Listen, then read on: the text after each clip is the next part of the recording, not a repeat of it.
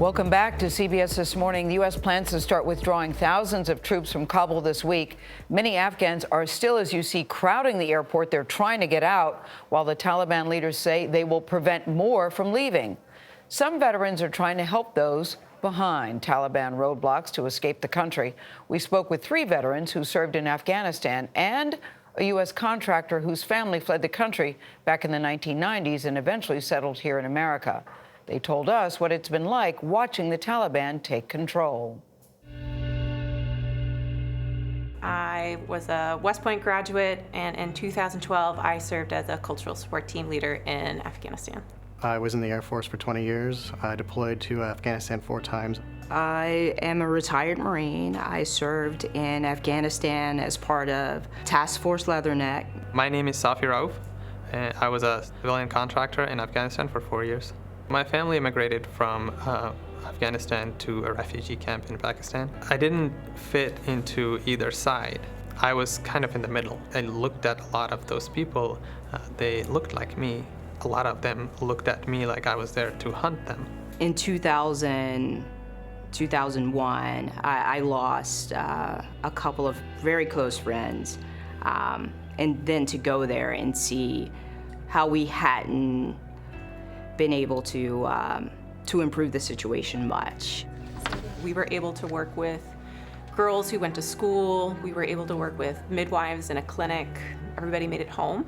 But, you know, teams that we worked with, not everybody made it home. Those are hard losses.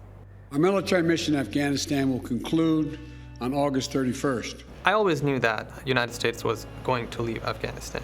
I think I was apprehensive about how it was all going to unfold. I was happy. I was happy that this was hopefully an end to an era. Initially, it was a depression, it was an anger, it was a frustration, it was a wondering why did we all sacrifice so many things to just watch it all go away again. A lot of anger. Not sadness, but a lot of anger towards how hastily we left, but also a lot of the times towards the Afghan government. They did not give their soldiers a fighting chance. Shocked, numb, sad, angry, and that's the place I land on when I think about friends and family that should be here. When I think about one of my closest friends that would have retired around the same time as myself. I worried about the girls that went to school. Would they still be able to go? I vacillate between feeling hopeless and feeling like there is something that I can do to try to advocate on behalf of these Afghans and our allies.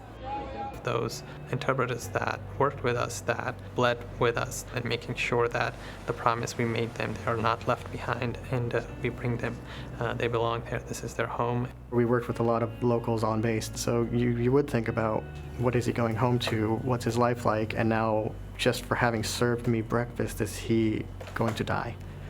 So I worry about that, I definitely do. We've already endured so much with post-traumatic stress and combat stress, and this is just a trigger. I'm very concerned we could see more suicides than we normally would.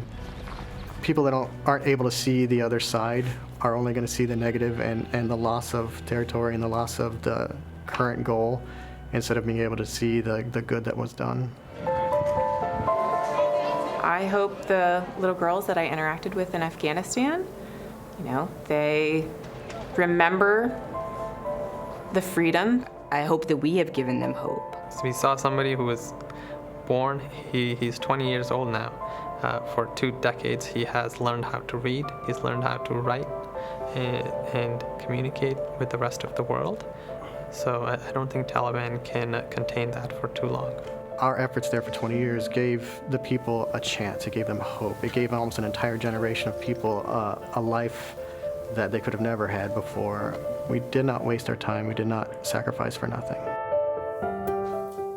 Boy, that's a very important point, because I think a lot of people wonder as we leave what was the point? What were we there for? You know, it's tough, and every time you look at it, you sort of hold your breath because you feel like it could go so wrong so quickly that we're still not out of danger there yet. It's very, very frightening. Yeah, but 20 years is a generation, and that's a generation of girls. It's a generation of society building. Those people do move on, and they could do something mighty in the world.